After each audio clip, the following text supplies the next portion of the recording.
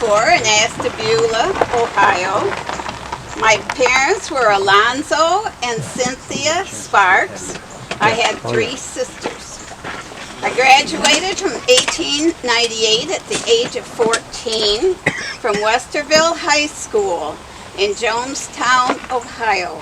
I then went to Cornell University in New York City, and I became an RN there in 1900.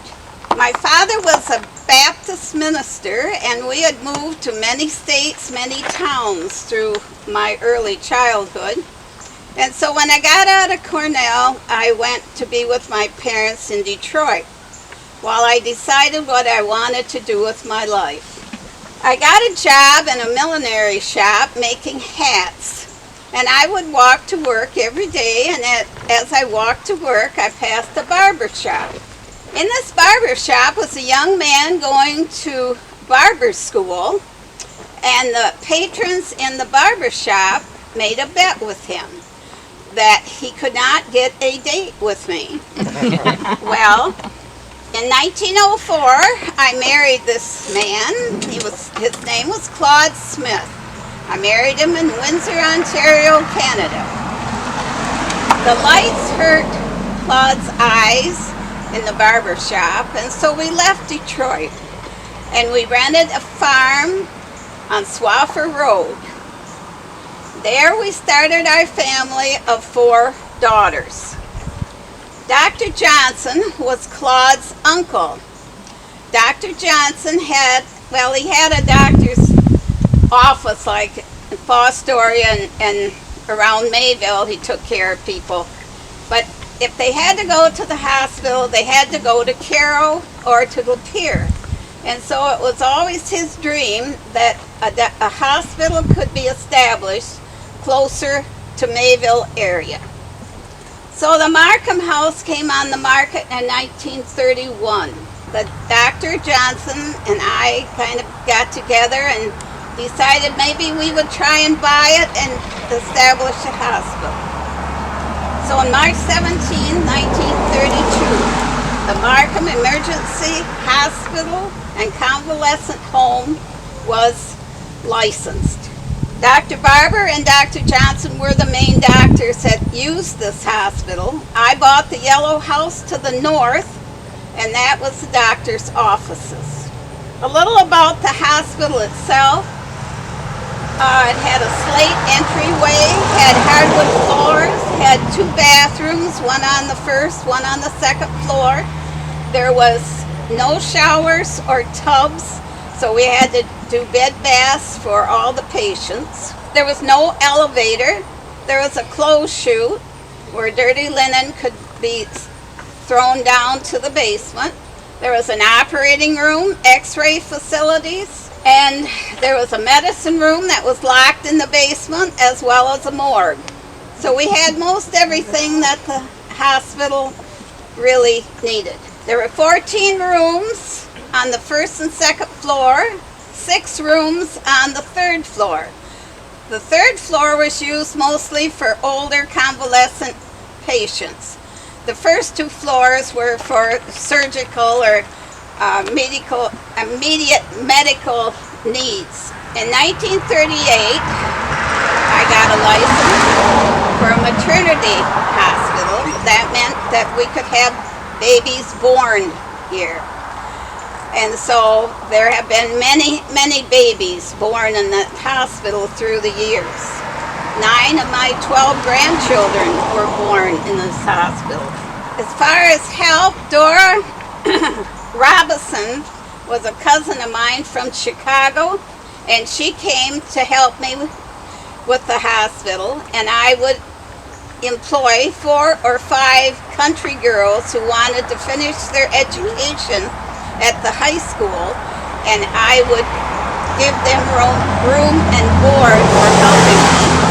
And there was also a gentleman who needed a home, and I took him in, and he did the yard work and kept the sidewalks shoveled and put wood in the fireplaces in the winter. So he was my all-around handyman.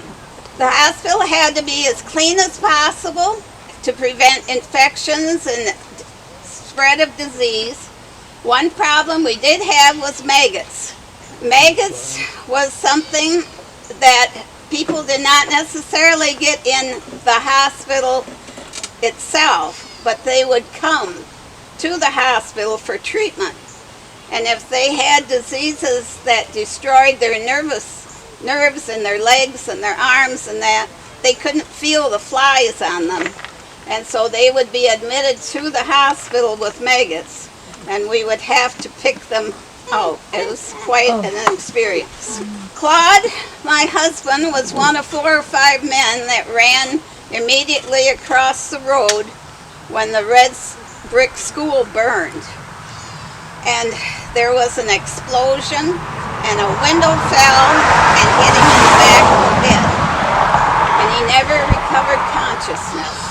And he laid for 2 weeks at the hospital, and finally he passed away.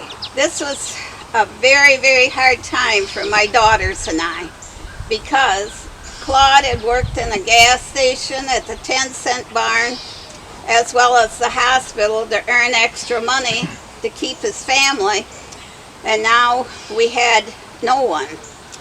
So my daughters and I would go and hang wallpaper for people to earn extra money.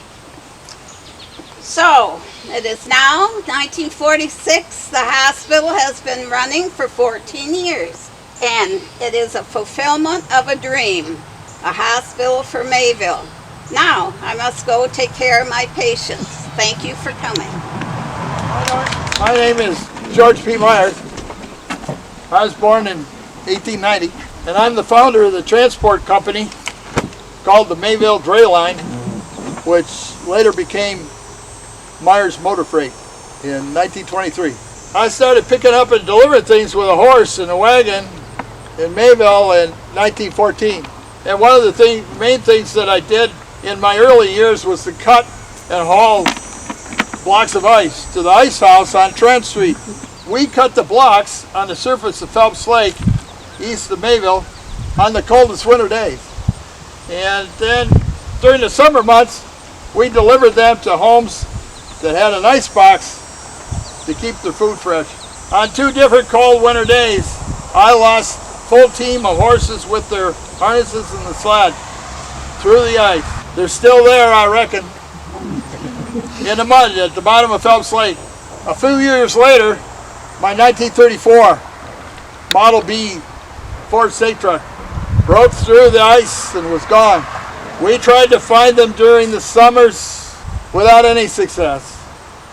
Then in the 1970s, I met Mayville Village Council member, and I told him about my losses through the ice into Phelps Lake. He was a Mayville science teacher named Bob, and he took his earth science classes out there, and they sent down weights to make a map of the bottom of Phelps Lake. They seemed to have a good time, but the murky bottom of Phelps Lake wouldn't give up its secrets. Bob replaced the science teacher of Mayville High School, Don Ralston, who was married to Winifred Myers, the 3rd child of Claire and Oval Myers, named after her grandmother. Don was the teacher that acquired the human skeleton they called Gomez for the high school. The trucking business grew. February 12th, 1927, I married Winifred Crosby, a 1918 graduate of Mayville High School. I was 10 years older than her, but the marriage went well.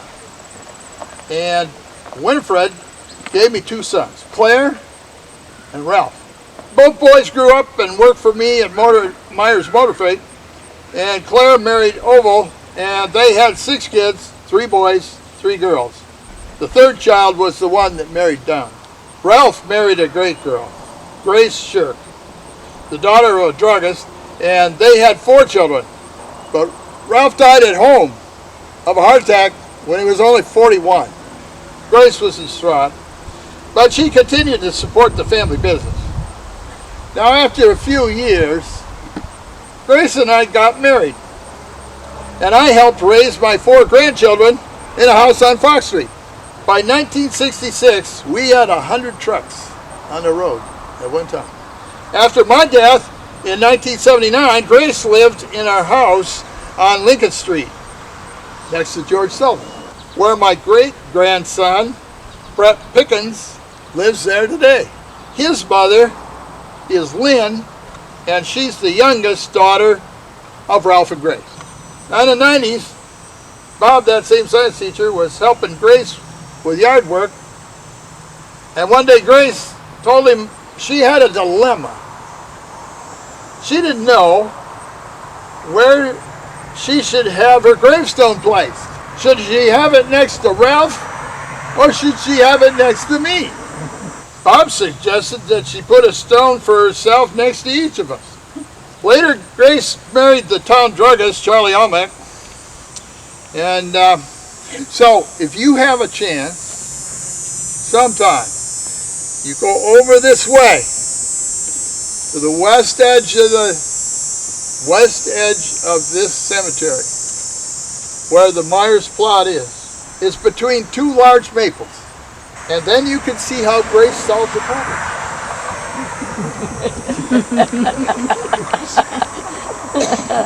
Grace died in 2012. And one thing I encourage you to do, if you decide to go out there to Phelps Lake, especially for that Model B, and you find the remains of any ice ladder team or the 34 Ford, be sure to entrust it to the Mayville Area Museum of History and Genealogy. Take a trip to Phelps Lake. Would you believe that I fed millionaires royalty in a president's wife? I am Marie Bader. In 1922, when I was 26 years old, I left Germany to come to America. I could not speak a word of English. I entered a marriage to Mr. Henry Bader, who was 17 years older than I. We built a farm on West Brown Road here in Mayville, and we raised 3 sons. Back in those early years, I was a hired girl, cooking and cleaning. I learned English by reading as much as I could, including these kinds of magazines. That's when I noticed they had recipes, and I cut them out and I experimented with the dishes. After about 3 years, Dr. Johnson in town heard about me. He asked me to become his practical nurse and cook. The next thing I know, I'm cooking for all the doctors in their private dining room at the Lapeer State Home. When I left there, I went to Metamora to work for the Bradens. They were wealthy horse people and had big parties. They exhibited all over the country. Sometimes they would phone me from far away when they needed something, and I would take it to them. New York, Georgia, Maine, wherever they were showing their horses. I was with them for 8 years. In the years before World War II, I stayed at the opulent mansion owned by the Sheldons of Grosse Pointe. It was called the Deeplands, on a colossal 80 acres on Lake St. Clair. It was staffed with butlers, cooks, gardeners, and maids. There were lavish dinners, balls, and lawn parties. One could find all of Detroit's society attending. When Queen Wilhelmina of the Netherlands visited Detroit, she was a guest of theirs. In her honor, I baked the big cheesecake, one of Holland's national dishes. She liked it so well that she asked to meet the chef. Mrs. Sheldon smiled and says, "We don't have a chef, Your Majesty, we have a cook." Well, I was presented to the Queen, and the next day she sent me a big bouquet of flowers to show her appreciation. Over the years, I worked for many of Detroit's elite. I cooked for Lou Maxon at his Grosse Pointe home and at his lodge in Onaway up north. He would have parties for 100, 200 people who would come in from all over the world. I remember how fussy he was about his breakfast eggs. They had to be cooked just so. He made me so nervous I cried and almost quit. I also worked for Mrs. Russell Alger Jr. She would send a car for me and sometimes I would take one of my boys. Their mansion is now the Grosse Pointe War Memorial. I was with them in Boca Grande, Florida, while they were entertaining Jacqueline Kennedy and Mr. Henry DuPont. I managed to get a photo of them standing together. I didn't think too much about it and put the camera in a dresser drawer where I was staying. When I went to pack it up, the film was out of the camera. The Secret Service had taken it.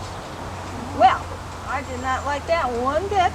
I sat down, wrote a letter to Mrs. Kennedy. I thought it was a mean trick and was not treating the public right, and bad publicity if it was known.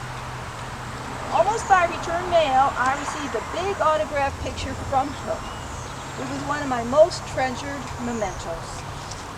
Now you may ask, what is my secret? Well, they say it's not what you know, but who you know. Dear Dr. Johnson introduced me to some very rich and influential people who appreciated my cooking talents.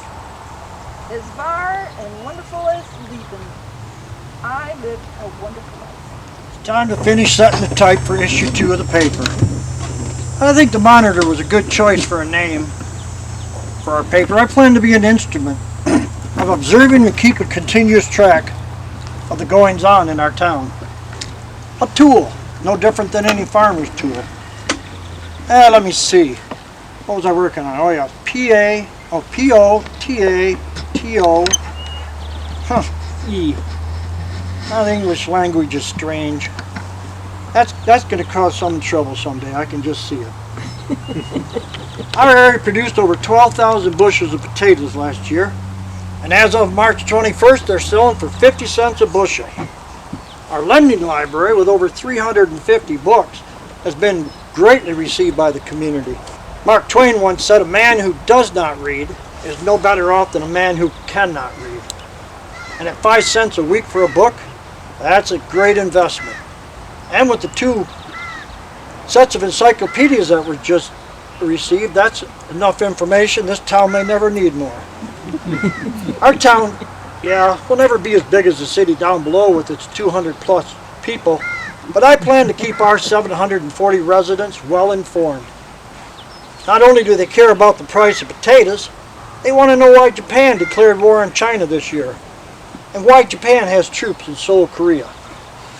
True, most of our citizens will never visit the Lighthouse of Alexandria or the ancient temples, but with some good prose, I'll make them feel like they had been at the pyramids themselves.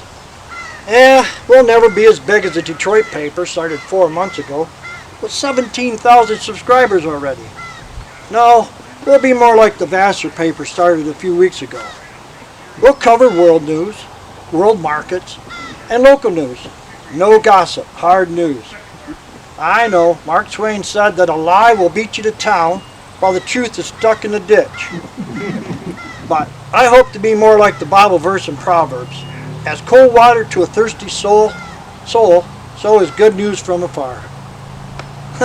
I read in the Times last week they got a moving stairwell installed in a New York hotel. I wonder if our hotel next door will ever get what they're calling an escalator. You know, I sure hope I get results from that ad I run last week in the paper. Wanted.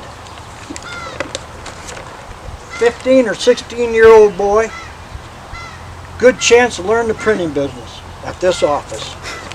I hope I get results soon. I am so far behind.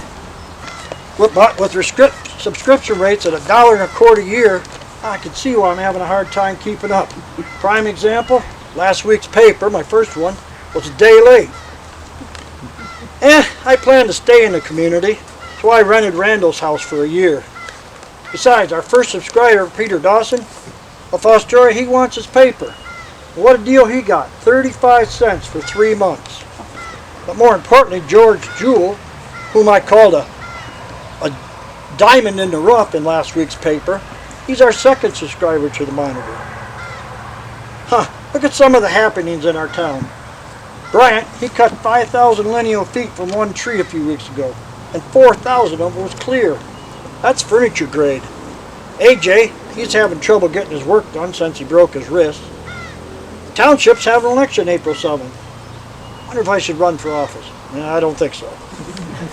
Turner, he put up a lunch and refreshment building next to the train station for, as he put it, the benefit of the traveling public, with checkerboard set up so they have something to do while they're waiting for the train. And the village band has been practicing and they're sounding good. Well, Napoleon said it best. A journalist is a grumbler, a censor, a giver of advice, a regent of sovereigns, a tutor of nations, and 4 hostile newspapers would be more greatly feared than 1,000 bayonets. Well, I hope never to become a hostile newspaper, but I promise the truth about the world, the state, and local news. And I will do my best to fight for truth and justice in reporting. For my name isn't F.M. Johnson. I need a cup of coffee. Extra, extra. Extra, extra, read it all. They're passing out newspapers.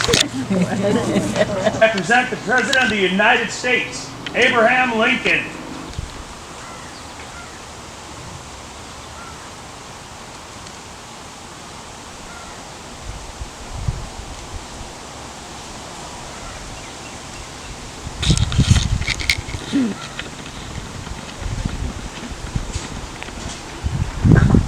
Fourscore and 7 years ago, our fathers brought forth on this continent a new nation, conceived in liberty and dedicated to the proposition that all men are created equal.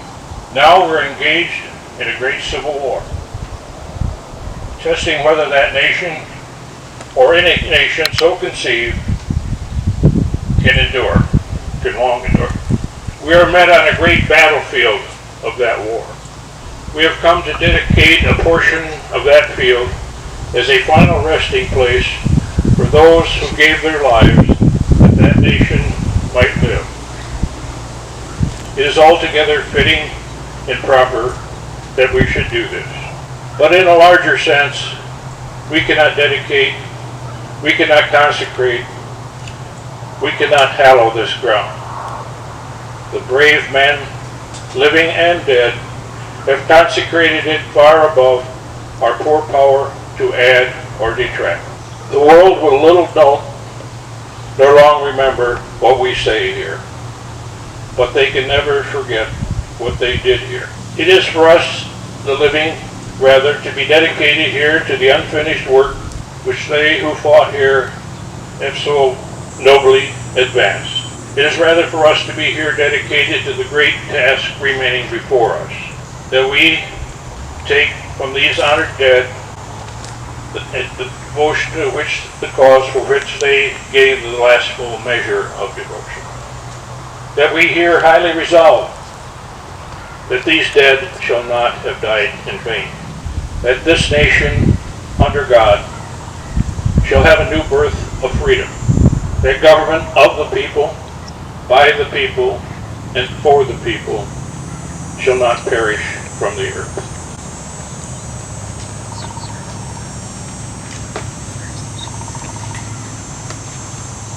Ladies and gentlemen, at this time, if you would please remove your hats and bow your heads for a moment of silence to honor the 58 brave men from the 8 Union states, 6 of which are from the 23rd Michigan Volunteer Infantry who paid the ultimate sacrifice, that are buried here in Mayville.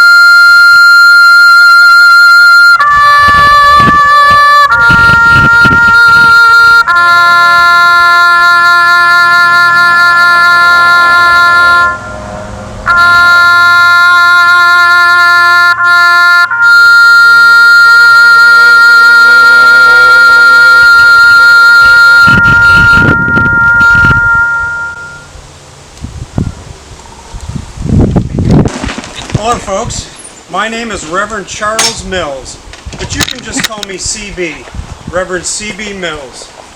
I prepared a short sermon for you today. I was the first minister in this area and was born on May 5th, 1823 in the state of Maine. I was educated at an academy near my home and went to Whitestone Seminary for my training in the ministry. God called me way before that. As a young boy, I was already a Free Will Baptist minister down east by the time I was 19. One of my friends and colleagues at that time was the future president, James Garfield. I began my formal church ministry in 1849.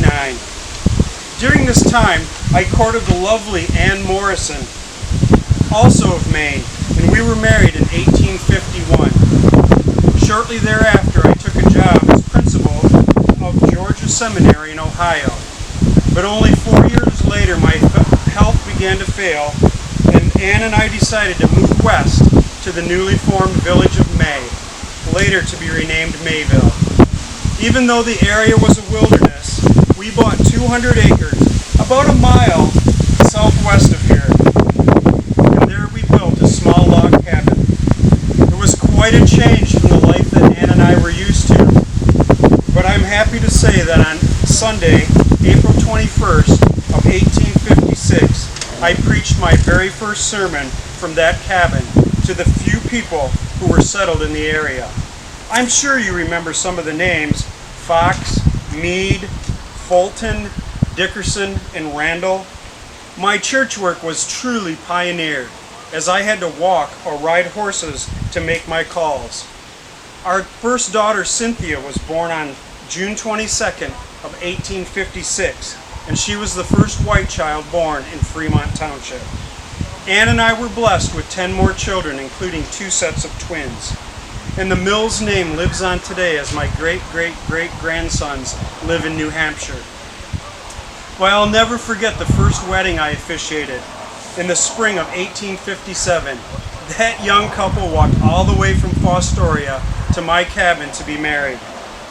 Shortly after that, I was able to gather enough of the pioneer families together to found a proper church. And on April 4th, 1857, the Fremont Free Baptist Church was organized, and they chose me to be the pastor, and I served there continuously until 1877. My academy training back in Maine sure came in handy when I moved here.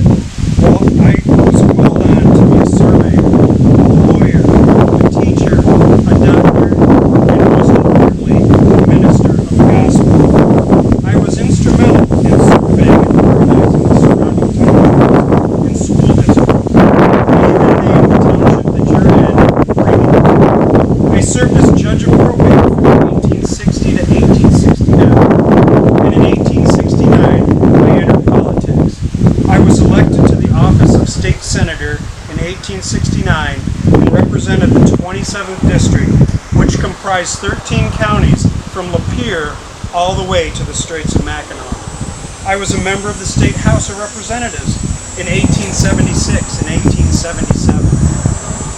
And 1877 was sure a year of change for me and my family. I was elected as the Secretary and Treasurer of Hillsdale College in Hillsdale, Michigan. We immediately left Mayville and moved to Hillsdale, where we stayed for another 19 years. But early in 1887, I received words from some friends back in Mayville asking me to come back. And when we got here, only a remnant was left of the church that I had helped establish. So I set out at once, reorganizing and establishing another church. On July 9th, 1887, the Mayville Free Baptist Church was established. I was minister there until my death on March 11th of 1896 at the age of 73. I hadn't been feeling well that day, and I told Ann and one of our granddaughters to go to the prayer meeting without me, and I'd meet them there shortly. But when they got back home, I had been called to heaven. It had been my heart's desire to build a proper church for the community. We had worked hard at digging the cellar, and we had much of the building material on site when I passed away. My dream was realized, however, as the cornerstone of the new Mills Memorial Baptist Church was set 6 months after I died on September 9, 1896. My death made a profound impression on the community. My funeral service was preached by the esteemed Reverend A.T. Sally of Hillsdale College. The mourners filled the old Baptist church, and those that couldn't be accommodated filled the Methodist Episcopal Church, where another impromptu funeral with a whole set of different speakers gathered. Well, I've preached long enough for you today, but I happen to bring my original Sunday school bell with me, and if you'd allow me, I'd like to ring it one last time. May God bless you.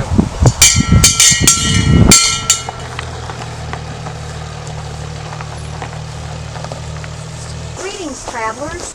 I'm Anna Weiler Blackmore, the hostess of the Fremont House Hotel on the main corner in downtown Mayville. I would hope that you could meet my husband, Robert Armstrong Blackmore, but he's taken the livery to meet the afternoon train. Perhaps they'll return before you leave.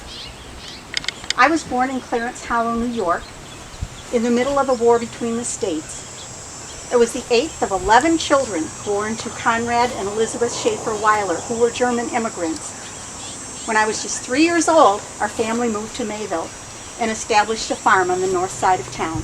As Conrad and Elizabeth's children married, and hundreds of grandchildren and great-grandchildren were born, the Weilers became the link between many of the prominent families in Mayville today. My husband, Robert Armstrong Blackmore, was born in County Tipperary, Ireland in 1841. When he was 10, his family came to Ontario to escape the potato famine. There Robert grew up and married and had 2 lovely daughters before his wife died in childbirth. In 1880, Robert came with 2 of his brothers, Simon and Paris, to Michigan to build railroad bridges. But it wasn't long, and they became hotel owners in the neighboring communities of Vassar and Mayville. On your way through Vassar, be sure to look and see the Blackmore name on the corner hotel. In 1882, Robert purchased the Fremont House from Walter Tubbs, and even though I was 23 years younger than he, we were married the following year. God blessed us with 4 children, 3 boys and a girl, and the Fremont House was good to us. Oh, the Fremont House isn't the fancy hotel in Mayville, but you'll get a warm welcome and a clean, comfortable room for $1 a night. Good food, quality liquor and cigars, and display rooms are available for drummers who want to display their wares when they come to town. And Robert owns the finest livery in Mayville, where you can board your horse or rent a horse or buggy if you need to. We often have traveling entertainers staying with us because they perform in the Opera House on the 2nd floor just across the corner. We have orators and musicians and traveling theater troupes. Oh, I remember once there was a theater troupe that had a little girl in the cast, and she became ill and couldn't perform, so they asked us if our little Bessie could stand in for her. It wasn't a speaking role. She only had to walk onto stage and present a bouquet of flowers to a lady. But oh, what an experience for a little small town girl to be on the Opera House stage. I think it's a memory she'll talk about for the rest of her life. As with any family of our generation, we had our share of joys and sorrows. Robert's oldest daughter, Annie, had mild epilepsy. And one morning, when she was 33, as she was getting dressed, she had a seizure, and she fell against an oil lamp, setting her clothes and the window curtains on fire. Robert heard her fall and he hurried to her, but before he could put the flames out, she was so badly burned that she died that afternoon. Just a few years later, our second son, Lloyd, died unexpectedly of appendicitis, just 11 days before the birth of his second son. His widow named the boy Lloyd. A few years later, she married a widower from out in Rich Township, John Tubbs. He had 2 children of his own. They had 4 more between them, including a son, Vaughn. When Vaughn grew up, he partnered with his half-brother Lloyd, and they had one of the most well-known business partnerships in Mayville, Blackmore and Tubbs. They owned the furniture store, they owned the auction house, and they owned the funeral parlor. Although repairs were made to the hotel after the fire that that took our Annie, it was never a happy place for us again. So the following year, we sold a hotel and bought a farm on the west side of town. We were there to welcome our youngest son, Harl, home from Russia after he fought in World War I. While he was away, our daughter, Bessie, and her husband, Gus Haas, moved in with us to help take care of the farm. And 2 of their children were born while they were with us, Anna and Earl. Robert's health continued to deteriorate, and at age 83, he left us in 1925. I lived on in that house until the middle of the Second World War. And when I died in 1942 at 77 years of age, Reverend McMinn from the Baptist Church preached my funeral in the parlor. And I was buried here on the hill behind me, beside my Robert. I was born during a war that would change our country forever. And my life would end during a war that would change the world.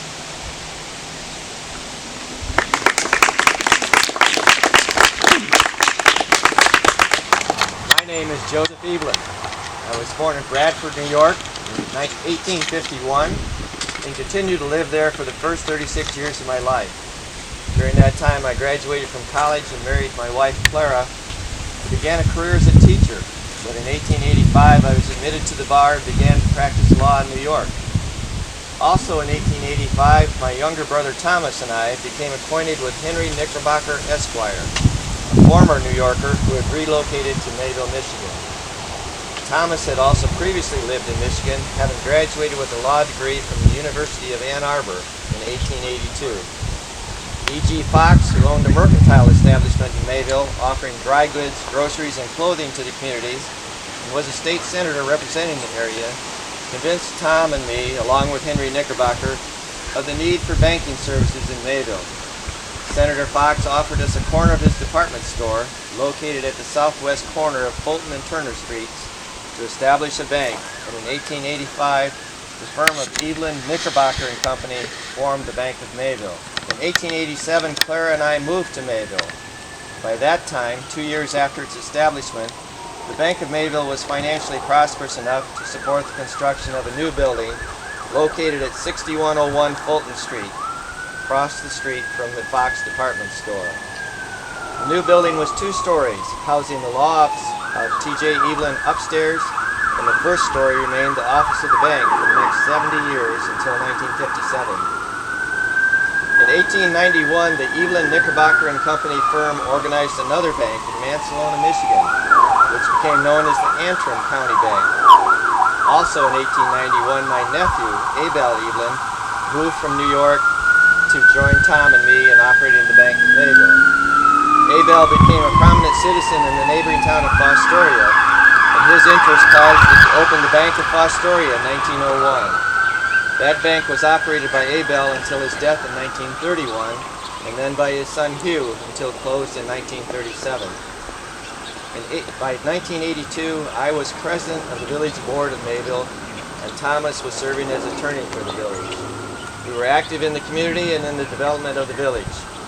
Also in 1892, Henry Knickerbocker sold his interest in the Bank of Mayville to the Evelyn family, making them the sole owners of the bank until November of 1915, when the Evelyns received approval by the State Banking Commission to convert the Bank of Mayville from a private bank to a state bank, changing the name to Mayville State Bank. While the change allowed the Evelyn family to sell ownership interests in the bank through the issuance of stock, the majority of the stock remained within the families of myself, Tom, and Abel.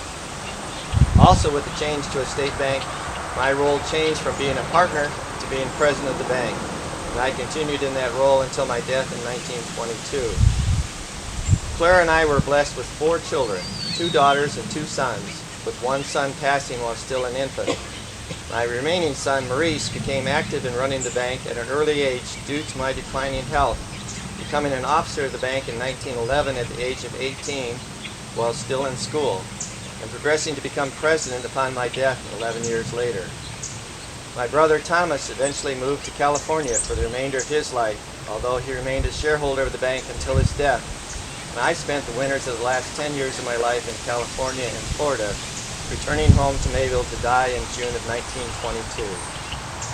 I'm proud of the legacy that my family has left in Mayville. Our small privately owned bank, started by 3 individuals in 1885, continues to exist today 134 years later, having successfully survived several recessions and depressions during that time.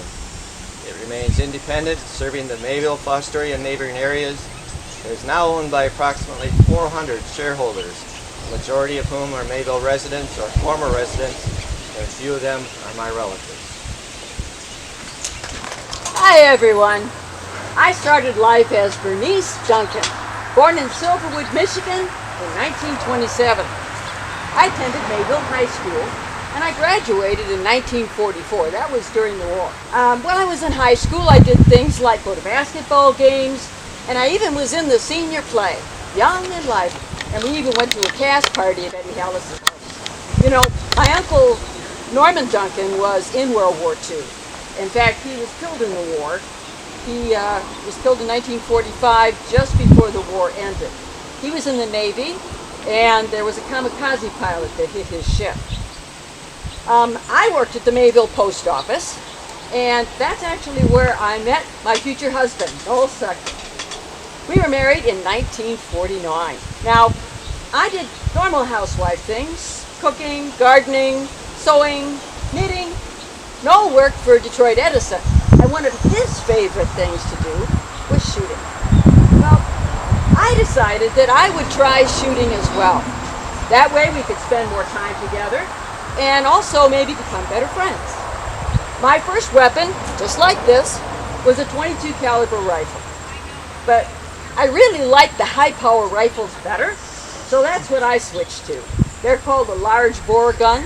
Yes, I did okay. We set up all kinds of targets on our farm, and I wanted to become a better shooter. And I think I did. I won several competitions. This one, the high won score state championships at Grayling, Michigan in 1981. I also won competitions at Camp Perry, Ohio. You know, you've probably passed right by Camp Perry if you've taken Route 2 to Cedar Point. Camp Perry is right on the way. Next time, watch for it. Anyway, one of, I think, the highlights of my competitions was when I was chosen to be on the Palma Trophy match team. And we were in a match against Canada. Now, the U.S. competitors, they're chosen the year prior, based on National Rifle Championships.